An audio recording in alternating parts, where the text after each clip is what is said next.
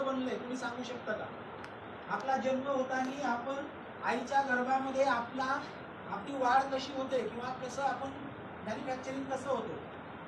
तर पहिल्यांदा मित्रांनो, आपल्या आईच्या गर्भामध्ये तुमचं माझं शरीर बनताना पेशींचा जन्म होतो, ज्याला आपण टिश्यू म्हणतो किंवा सेल्स म्हटलं जातं. आणि मित्रांनो, त्याच्यानंतर सेलच्या नंतर टिश्यूमध्ये त्याच्यानंतर उत्तक तयार होतं, नंतर आपलं शरीर तयार होतं, वेगवेगळे आपले पार्ट तयार होतात. असं 9 महिने 9 दिवसानंतर पूर्ण आपलं शरीर बनतं, बरोबर मित्रांनो?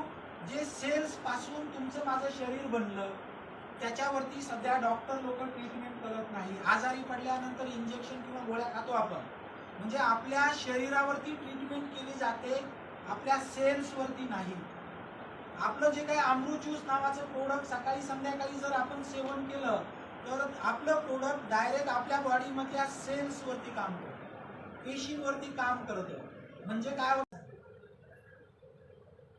हे सेल्स आपले ऍक्टिव्ह होतात जेव्हा आपण अमृत ज्यूस घेतो ना. नको असलेले किंवा डेड सेलला ते चांगल्या सेल मध्ये कन्वर्ट करतं आणि आपली इम्युनिटी पॉवर स्ट्रॉंग होते.